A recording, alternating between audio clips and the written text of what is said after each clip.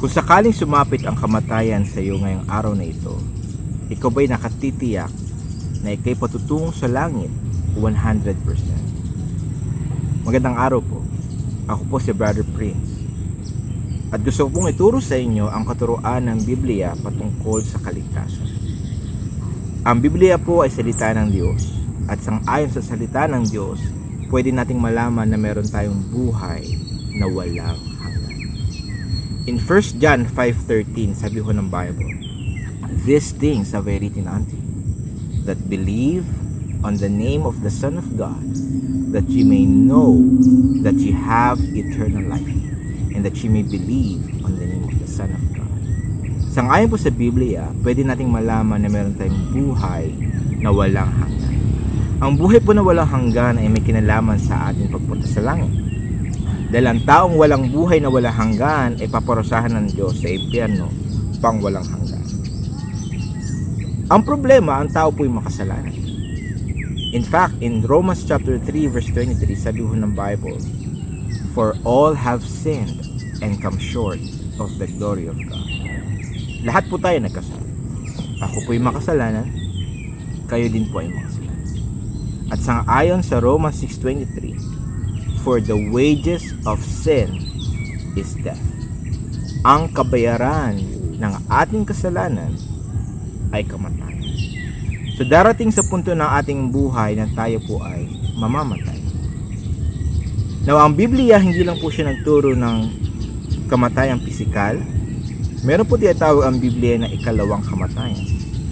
Ano ang ikalawang kamatayan? In Revelation chapter 20 verse 14, sabi ng Bible, "And death and hell were cast into the lake of fire. This is the second death." So ang second death, ito po yung lake of fire. So madaling salita, ito po yung impyerno. Dalawa lamang po ang patutunguhan ng tao pag siya ay namatay: langit o impyerno. Wala pong purgatorio. Sangayon sa Biblia, ang tao po ay makasalanan.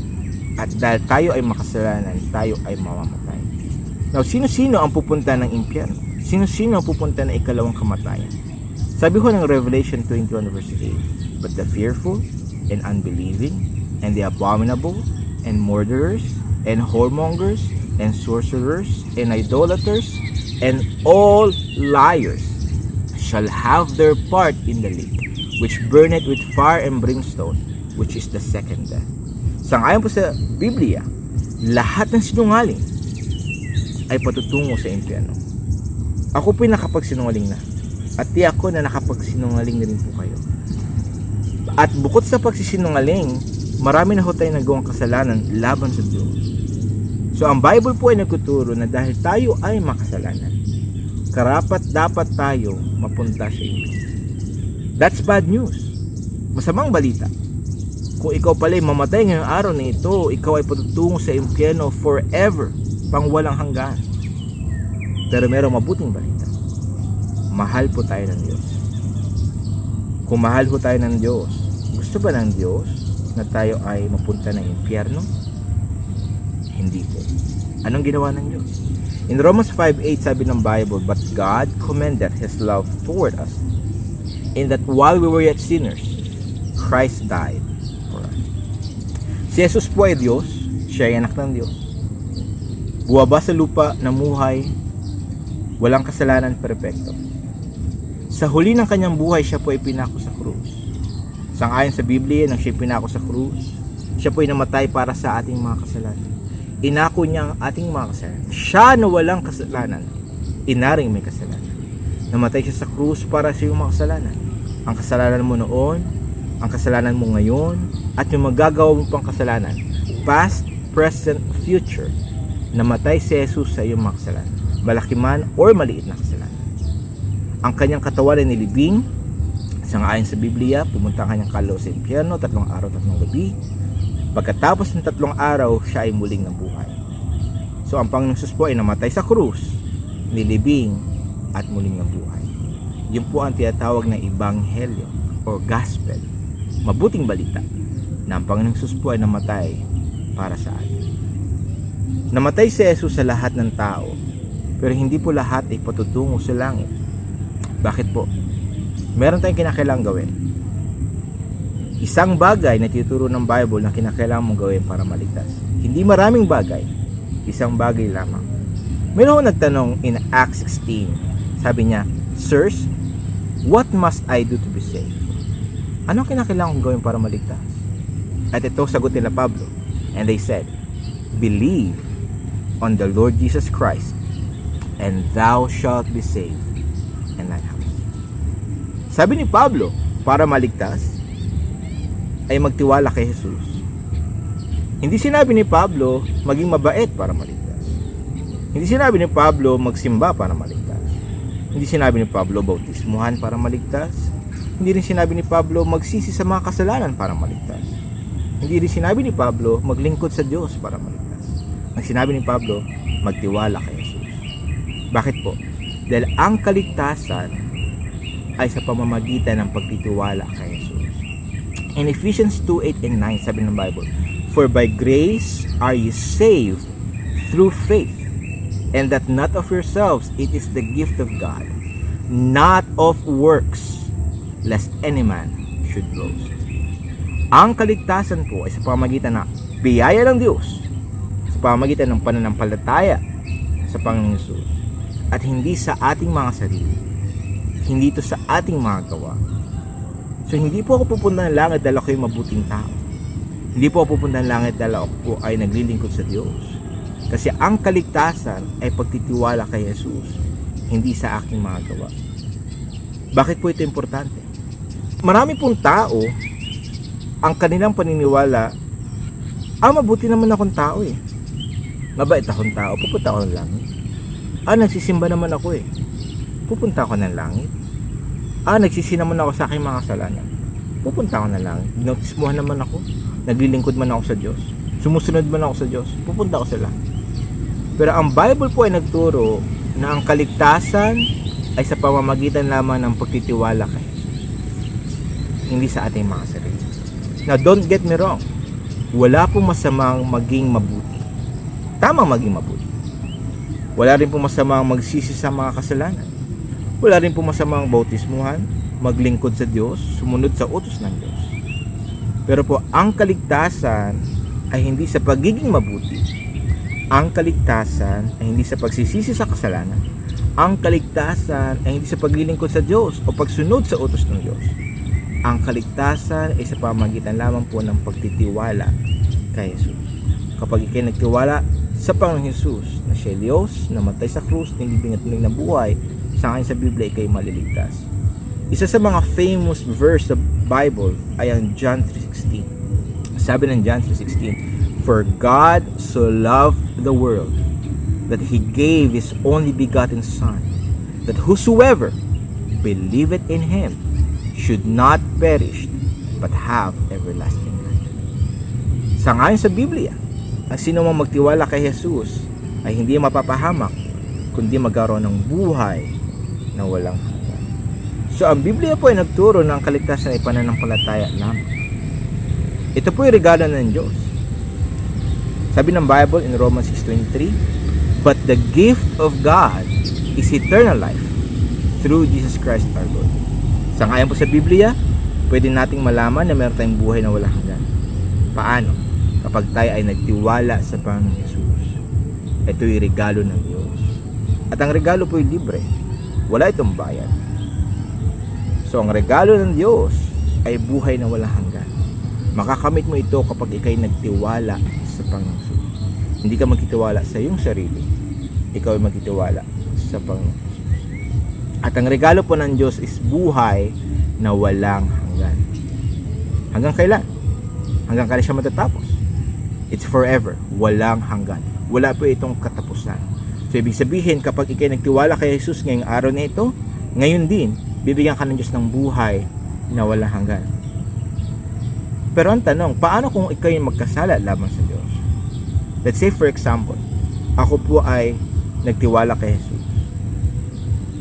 Pagkatapos, kinabukasan ako ay nagkasala sa Diyos. Mawawala ba sa akin ang buhay na walang hanggan? Babawiin ba ng Diyos sa akin ang kanyang regalo na buhay na walang hanggan? Ang sagot ay hindi po. hindi babawiin ng Diyos ang kanyang regalo ng buhay na walang hanggan. Pag ikay nagtiwala kay Jesus, ikay ligtas na, meron kang buhay na walang hanggan. At kahit anumang kasalanan magawa mo, ikaw ay ligtas pa rin. Kapag ako ay nagtiwala kay Jesus, ako ay may buhay na walang hanggan. At kung ako'y pumunta ng impyerno dahil ako'y nagkasala laban sa Diyos, sinungaling ang Diyos. Dahil sabi niya, sino mo magtiwala sa Panginoong Jesus ay maliligtas. Sinungaling ba ang Diyos? Hindi po. Sabi ng Titus 1:2, in hope of eternal life, which God that cannot lie promised before the world began. Pangako po ito ng Diyos, hindi siya nagsisinungaling. So kaya pag ikaw ay nagtiwala kay Jesus, ikaw ay ligtas, meron kang buhay na walang hanggan, at anumang kasalanan magawa mo, ikaw pa rin ay ligtas. Ikaw pa rin ay anak ng Diyos. Sabi ng Bible in John 1:12, but as many as received Him, to them gave He power to become the sons of God, even to them that believe on His name. Sang-ayon po sa Biblia, kapag ikaw nagtiwala sa Panginoong Jesus, ikaw ay magiging anak ng Diyos. Meron po tayong mga magulang. Ako po ay may magulang. Kapag ba sinuway ko ang aking magulang, hindi ko na ba siya magulang? Magulang ko pa rin sila. Kapag ako ba ay hindi sumunod sa aking mga magulang, magulang ko pa rin ba sila? Yes po. The same way sa Diyos. Sangayon sa Biblia, pag ako'y nagtiwala kay Jesus, ako'y anak na ng Diyos. Hindi po lahat ay anak ng Diyos. Hindi lahat ng tao ay anak ng Diyos. Ang anak lamang ng Diyos ang sino man nagtiwala kay Jesus. So kung ikaw ay nagtiwala kay Jesus, ikaw ay may buhay na walang hanggan, ligtas ka na, hindi ka na papahamak sa impyerno, at ikaw ay anak na ng Diyos. Now, kung ako po ay anak ng Diyos at nagkasala bukas, ako pa rin ba ay anak ng Diyos? Yes. Kung ako ay anak ng Diyos at nagnakaw ako sa bangko, ako pa rin ba ay anak ng Diyos? Yes. Kung ako ay anak ng Diyos at ako'y pumatay ng tao, anak pa rin ba ako ng Diyos? Yes. Kapag ako ay anak ng Diyos at ako ay nagpakamatay, ako pa rin ba ay anak ng Diyos? Yes. Anak ako ng Diyos forever. Mahal ako ng Diyos. Binigyan niya ako ng buhay na walang hanggan. Meron akong buhay na walang hanggan, hindi ako mapapahamak sa impyerno. Pangako yan ng Diyos. Now, ibig sabihin ba pwede tayong gumawa ng masama? Ibig sabihin ba pwede tayong magkasala? Nung ako pinaligtas, hindi ko inisip sa akin sarili na gagawa na ako ng masama dahil pupunta na ako ng langit. Ang inisip ko po ay maglilingkod ako sa Diyos. Dahil niligtas ako ng Panginoon, gusto kong maglingkod sa Panginoon. Now here's the thing, masama ang gumawa ng kasalanan. Hindi ko po tinuturo na dahil ligtas na tayo, gumawa tayo ng kasalanan. Mali. Kapag ang anak ay sumuway sa magulang, ano pong ginagawa ng magulang? Dinidisiplina ang anak, pinapalo ang anak. Pero susunugin ba ng tatay ang kanyang anak sa apoy? Hindi po. Ako'y anak ng Diyos. Pag sinuway ko ang Diyos sa kanyang utos, papaluin ako ng Diyos. Pwede niya akong bigyan ng sakit, pwede niya akong tanggalan ng trabaho, pwede akong mawalan ng negosyo, pwede akong maaksidente, ma-ospital, pwede akong mapreso, pwede rin akong patayin ng Diyos ng maaga. Pero sa tingin niyo po ba, paparusahan niya ako sa impyerno? Hindi po. Walang mapagmahal na ama ang susunugin ng kanyang anak sa apoy. Ang Biblia po ay nagtuturo, once you're saved, you're always saved. Kapag ikay ligtas ka na forever. Ito ay pang walang hanggan. Anak ka na ng Diyos, pero tandaan mo, pag ikay nagkasala, papaluin ka ng Diyos. Now, ayoko palaging paluin ng Panginoon. So, anong gagawin ko? Magiging mabuti ako. Susunod ako sa utos ng Diyos. Hindi para maligtas, kundi para pagpalain ng Panginoon. Ang kaligtasan po sa pamagitan lamang ng pananampalataya. Ito po ba yung mabuting balita? Napakadali lamang po. Ang kaligtasan ay sa pamagitan ng pagtitiwala kay Jesus. Ngayon, tayo po yung makasalanan. At karapat dapat po tayo mapunta ng impyerno. Pero mahal tayo ng Diyos. Si Jesus ay namatay sa krus, nilibing, at muling nabuhay. Isang bagay ang kinakailangan gawin para maligtas. Magtiwala kay Jesus. Hindi magtiwala sa sarili. Magtiwala kay Jesus. Hindi magsimba. Hindi maging mabuti. Hindi magsisi sa kasalanan. Hindi maglingkod sa Diyos. Hindi magbasa ng Bible o sumunod sa utos ng Diyos. kundi magtiwala kay Jesus. Walang masamang gumawa ng mabuti, pero ang kaligtasan hindi sa paggawa ng mabuti. Ang kaligtasan ay sa pamamagitan ng pagtitiwala kay Jesus. Pag ikaw ay nagtiwala kay Jesus, meron ka ng regalo, buhay na walang hanggan. Pwede ba siya mawala? No, it's forever. Paano kung magkasala? Langit pa rin ba? Yes, dahil ang kaligtasan ay pang walang hanggan. Pero tandaan mo, pag ikaw ay nagkasala laban sa Diyos, papaluin ka ng Diyos. Pero never kanyang paparusahan sa impyerno. Because once you're saved, you're always saved. Anak ka ng Diyos forever. Mabuting balita? Yes po, ito yung mabuting balita. Madali lamang pumunta ng langit. Ang kaligtasan ay sa pamamagitan ng pagtitiwala sa Panginoon Jesus. Ngayon, naniniwala ka ba doon? Sabi ng Biblia, in Romans chapter 10 verse 9, that if thou shalt confess with thy mouth the Lord Jesus, and shalt believe in thine heart that God hath raised him from the dead, thou shalt be saved. Ngayong araw na ito, tumawag tayo sa Panginoong Jesus. Sabi ng Biblia, for whosoever shall call upon the name of the Lord shall be saved. Hingin natin sa Kanya ang buhay na walang hanggan. Tayo ay manalangin, gagabayan kita. Sabihin mo po, Panginoon, salamat po. Nalaman ko na ako'y mahal mo. Patawarin niyo po ako sa aking mga kasalanan. Iligtas niyo po ako sa impyerno.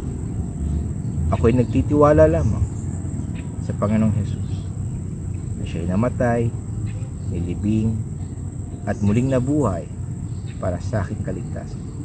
Bigyan niyo po ako ng buhay na walang hanggan. Maraming salamat po sa pangalan ng Panginoong Jesus. Ikaw ba'y nanampalataya sa Panginoong Jesus? Binabati kita. Ngayon din, meron ka ng buhay na walang hanggan. Dahil meron ka ng buhay na walang hanggan, anong dapat mong gawin? Gumawa ka ng mabuti. Maging mabuti ka. Magsisi ka sa iyong mga kasalanan. Magsimba ka. Pero ang kaligtasan ay pagtitiwala. Ngayon, kung ikaw nagtiwala sa Panginoong Jesus, binabati kita. See you in heaven.